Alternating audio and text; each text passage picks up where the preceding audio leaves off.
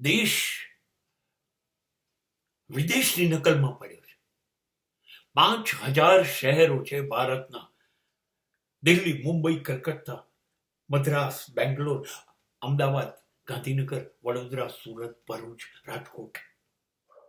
આવા 5,000 શહેરોને તમારે દુબઈ બનાવવા છે, તમારે ન્યુયોર્ક બનાવવા છે, તમારે પેરિસ બનાવવા છે. કોઈ તકલીફ નથી, બનાવો.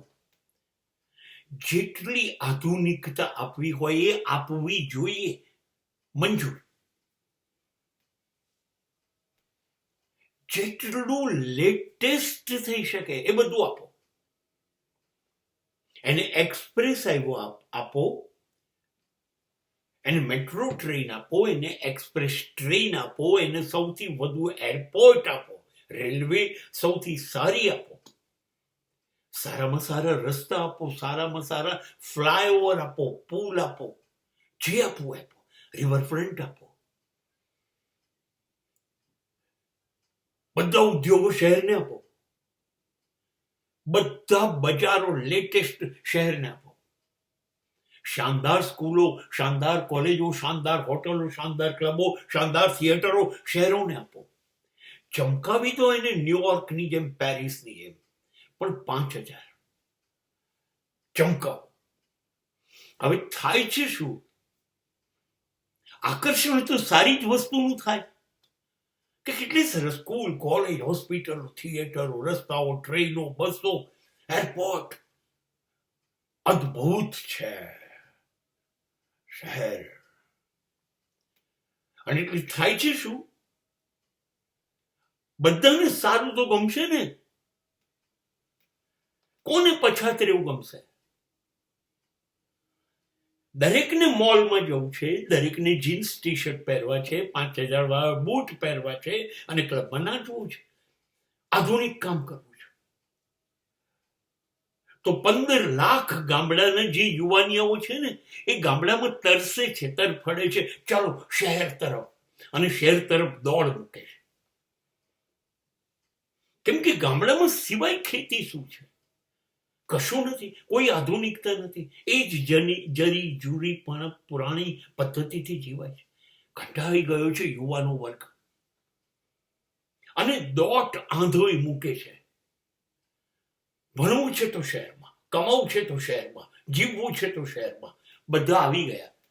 શહેર નાનકડા છે અને અઢળક વસ્તી તૂટી પડી. હવે રહેવાની જગ્યા નથી, કમાવાની જગ્યા નથી. બધી વસ્તુના ભાવ આસમાન પર ચડી ગયા. કશું જોઈએ મળતું નથી, બધાની અછત છે. ચિકાર ભીડ થઈ ગઈ છે અને અહીં આવીને બધા જામ થઈ ગયા. હવે ભીડ થઈ ગઈ, હવે વીજળી ખૂટી ગઈ, હવે બસની સેવા ખૂટી ગઈ, હવે કોમ્યુનિકેશન ખૂટી ગયું, હવે રહેઠાણ ખૂટી ગયા, હવે અનાજ ખૂટી ગયા, હવે નોકરી ખૂટી ગઈ. આજે જંગલિયત થઈને હવે આવી તો ગયા. હવે ગામડે જવાયની પ્રતિષ્ઠાનો પ્રશ્ન છે. હવે અહીંયા રહેવું પડશે, ટકવું પડશે. નોકરી નથી, પૈસા નથી, રહેવાની જગ્યા નથી અને શહેરો દૂષણ બની ગયા. હવે એ લોકોએ ચોરી શરૂ કરી, લૂંટ શરૂ કરી, જુગાર શરૂ કર્યા, દારૂ શરૂ કર્યા, અપહરણ શરૂ કર્યા. અંતે બળાત્કાર તરફ પહોંચ્યું. શહેર છે કે નર્ક એ ખબર નથી અને બધાને નર્કમાં રહેવું છે.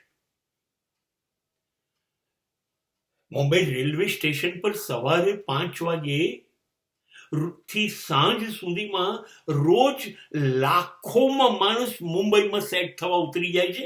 મુંબઈની સ્થિતિ શું છે આજે?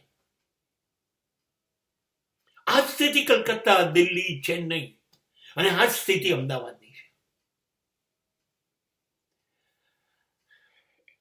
આપણે એવા આકર્ષણ ઉભા કર્યા હોવા જ જોઈએ. શહેરો સુંદર હોવા જ જોઈએ, પણ એ આકર્ષણ અમારા માટે નથી. એટલે દુઃખી થઈ ગામડાની પ્રજા અને દોડી શહેર તરફ. અને હવે દોડ એવી થઈ ગઈ છે જબરજસ્ત, અને કશી સગવડ નથી રહેવાની, કમાવાની, અસ્તિત્વ ટકાવવાની. એટલે શહેર હવે નર્ક બની ગયા, અને આપણે શહેરોને નર્ક બનાયા, અને હવે આપણે સડેલું, બરબાદ થઈ ગયેલું જીવન જીવવા શહેરમાં ટેવાયા છે. આજે દિલ્હીમાં 20 દિવસ સ્કૂલ બંધ કરવી પડી, કોલેજો બંધ કરવી પડી, કેમ કે રોડ ઉપર શ્વાસ નથી લઈ શકાતો, એટલું પોલ્યુશન છે. મુંબઈની ટ્રેનોમાં જગ્યા નથી, અમદાવાદની બસોમાં જગ્યા નથી, હોસ્પિટલોમાં નહીં, સ્કૂલોમાં નહીં, કોલેજોમાં નહીં. અને આપણે શહેરી જીવનને વિકસાવવા માંડી પડ્યા છે. ગામડા તો અદ્ભુત બનાવી ન શક્યા, પણ ગામડાઓએ શહેરને નર્ક બનાવી દીધા.